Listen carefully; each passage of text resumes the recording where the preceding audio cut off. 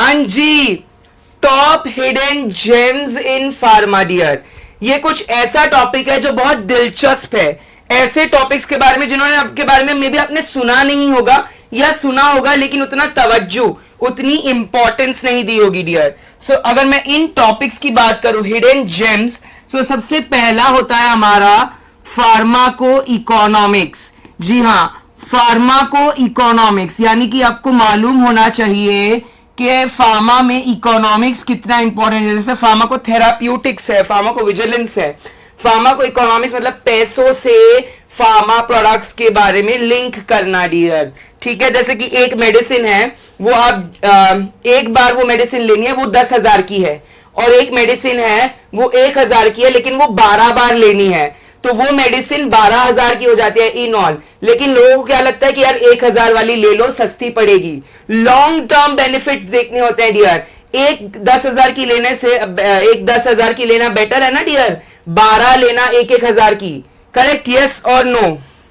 Similarly second है pharmaceutical packaging technology dear. आज के जमाने में जो दिखता है वही बिकता है डियर, तो पैकेजिंग बहुत इंपॉर्टेंट होती है। ऑल्सो पैकेजिंग आपके प्रोडक्ट को बचाती भी है और बिकवाती भी है। इट प्रिजर्व्स और saves the product as well as helps in selling the product. So packaging, कितने ब्यूटीफुल से पैकेजिंग आजकल निकला है जो यूजर फ्रेंडली है, captivating, appealing to the eyes है। थर्ड है हमारे डिजिटल थेराप्यूटिक्स। डिजिटल थेराप्यूटिक्स आप सभी ने सुना होगा इस फील्ड के बारे में, अपकमिंग अपोलो फार्मेसी वगैरह, supply chain management, 1mg, Netmeds. Digital therapeutics एक काफी इंपॉर्टेंट रोल प्ले कर रही है और आगे करती रहेगी। ठीक है, नेक्स्ट है डिजिटल बायोमार्कर्स। तो जब मैं डिजिटल बायोमार्कर्स की बात करूं, जैसे कि स्ट्रेस लेवल मेजर करता है कॉर्टिसोल, तो आपको जैसे आजकल काफी ज्यादा घड़ी, लॉट ऑफ मेडिकल डिवाइसेस, जैसे कि in the form of accessories, chain, ring, necklace, पता नहीं कितनी सारी चीजें, anklet, bracelet, hair band, earbuds, बहुत सारे ऐसी चीज के लिए, वॉच, जो कि डिजिटल बायोमार्कर्स, जो कि एक केमिकल सिग्नल को एक इलेक्ट्रिकल सिग्नल में कन्वर्ट करती है। बायोसेंसर्स के बारे में तो आप सभी ने डियर सुना ही होगा। नेक्स्ट है regenerative pharmacology.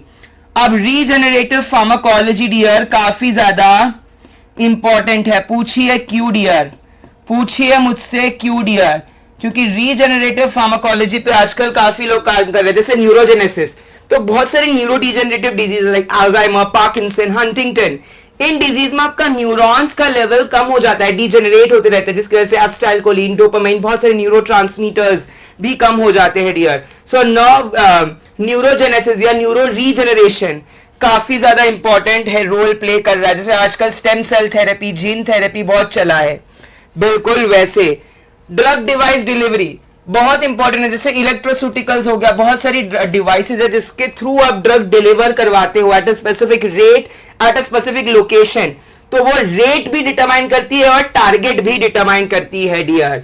So drug device combination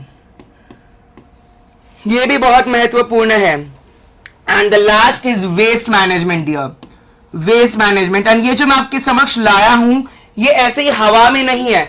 After a deep analysis, after a deep thorough research of reading few papers, these are few of the topics that are really required, because अगर आप UN के भी sustainable development goal देखें तो waste management एक काफी important role play करता है डियर।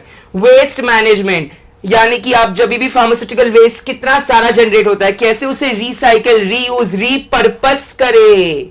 ठीक है, रिड्यूस, रीयूज, रिसाइकल तो सबको पता है, रीपर्पस कैसे करे, हाउ टू रीयूटिलाइज इट। सो ये थे कुछ top hidden gems in pharma. I hope आप सबको मजा आया होगा, आप सबने बहुत कुछ सीखा होगा। ऐसे हमारे चैनल के साथ जुड़े रहिए, हम ऐसी अलग अलग अच्छे वीडियोस आपके लिए बनाते रहेंगे।